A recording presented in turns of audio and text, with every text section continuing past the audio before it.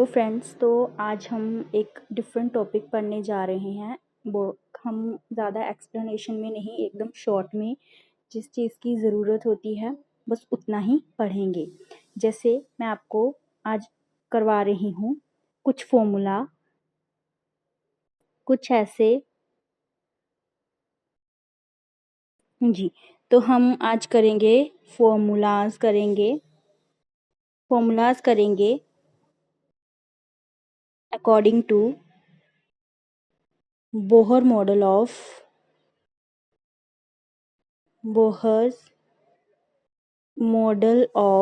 Atom.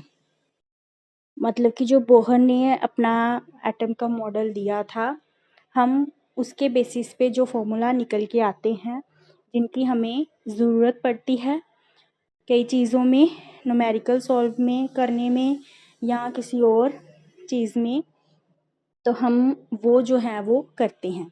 तो सबसे पहले इस बोहर मॉडल के अकॉर्डिंगली उन्होंने रेडियस दिया था। ठीक है, रेडियस दिया था, तो रेडियस का उन्होंने आर से सिंबलाइज किया था। मैं सिर्फ और सिर्फ फॉर्मूला ही आपको बताऊंगी, ज़्यादा डिटेल में जो है उसको एक्सप्लेन नहीं करूंगी। जी, तो पहले हमारे पास फॉर्मूला होता है n square h square divided by 4 pi square m k Z e square. इसमें से ये जो हमने सब कुछ लिखा है, इसमें से एच क्या है? प्लैंक्स कांस्टेंट है। ये इसको प्लैंक्स कांस्टेंट बोलते हैं और इसकी वैल्यू होती है हमारे पास 6.62 इंटू 10⁻⁻34।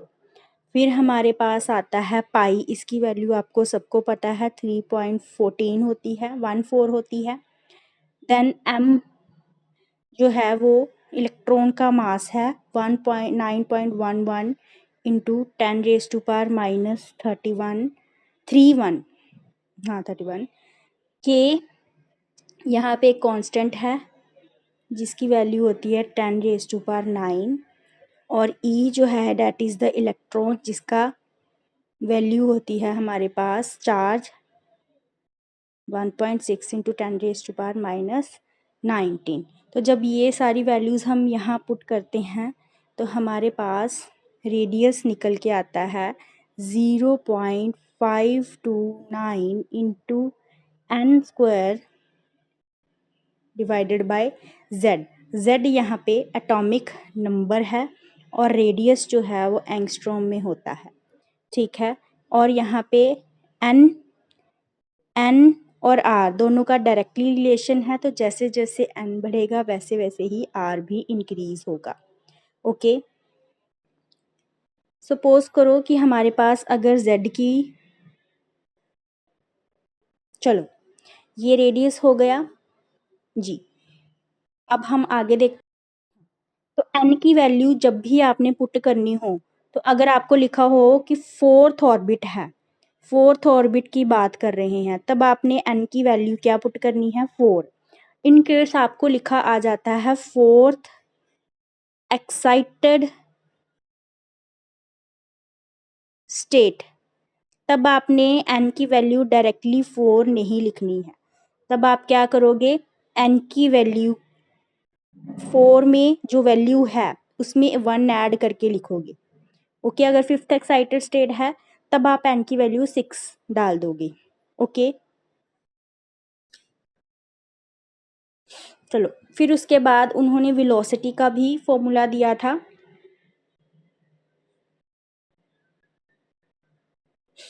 जो वेलोसिटी होती है उनका फॉर्मूला उन्होंने दिया था 1.8 इंटू 10⁻6 मीटर पर सेकेंड। इसकी यूनिट कौन सी है? Metre per second into Z into n. N number of shell है, जेड एटॉमिक नंबर है, ये दिया था।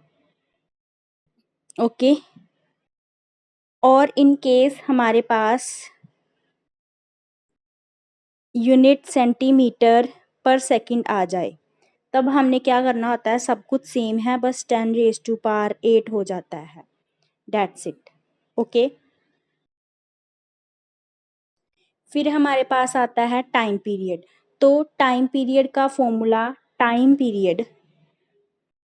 पीरियड का फॉर्मूला बोहर मॉडल के अकॉर्डिंगली क्या आता है, जिसको इन्होंने टी से डिनोट किया है, that will equals to 1.52 into 10⁻⁻16 into n⁻3 n Z square.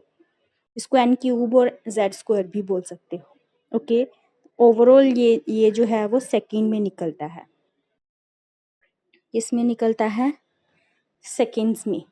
Okay, तो यहाँ पे भी आप देख सकते हो कि ये जो टाइम है ये नंबर ऑफ शेल के डायरेक्टली है और एटॉमिक ऑर्बिटल के एटॉमिक नंबर के इन्वर्सली प्रोपोर्शनल हैं। ओके, फिर हमारे पास जो फ्रीक्वेंसी है, फ्रीक्वेंसी बोहर मॉडल के अकॉर्डिंगली फ्रीक्वेंसी जो है वो क्या होती है, टाइम के इन्वर्सली, तो इन केस अगर हमारे पास टाइम जो है वो उसका डायरेक्ट रिलेशन था एन क्यूब के साथ और इन्वर्स रिलेशन था जेड स्क्वायर के साथ, तो फ्रीक्वेंसी जो है वो उल्टा हो जाएगा। वो क्या आएगा, इसका डायरेक्ट रिलेशन होगा एटॉमिक नंबर जेड स्क्वायर के साथ और एन क्यूब के साथ क्या होगा, इसका इन्वर्स रिलेशन। जेड यहाँ पे क्या है, एटॉमिक नंबर, और एन यहाँ पे क्या है, that is the shell. Okay, ये जो टाइम पीरियड है ये वैल्यूज को पुट करके निकाला गया है। अगर आपने विदाउट वैल्यू का टाइम पीरियड लिखना है तो उसका होता है formula, that is the 2πr divided by v. Velocity का पूरा फॉर्मूला हम यहाँ पे फिल करेंगे, हर वैल्यू को फिल करेंगे तो हमारे पास रिजल्टिंग जो है वो इस तरह का फॉर्मूला निकलता है। यहाँ पे रेडियस जो पीछे निकाला हमने वो पुट कर दो, वेलोसिटी जो निकाली वो पुट कर दो, तो ओवरऑल ये क्या है, वेलोसिटी। तो ओवरऑल जो है पुट करके कट करके क्या आएगा हमारे पास, ये फॉर्मूला निकल के आएगा सोल्व करके। ओके, सो इस तरह से हमने फॉर nth ऑर्बिटल कोई भी हो सकता है, 3 4 किसी भी तरीके का nth ऑर्बिटल जो भी हमें न्यूमेरिकल में या क्वेश्चन में मेंशन होगा, उसके लिए हमने क्या क्या निकालना सीखा आज। रेडियस का फॉर्मूला देखा, वेलोसिटी का फॉर्मूला देखा, देन टाइम पीरियड, और देन लास्ट में हमने फ्रीक्वेंसी देखी। तो ये चार चीज़ें जिनके फॉर्मूलेज जो हैं बेसिक आपको क्लियर होने चाहिए, which is needed to solve the numerical and the questions. Okay, thank you for watching.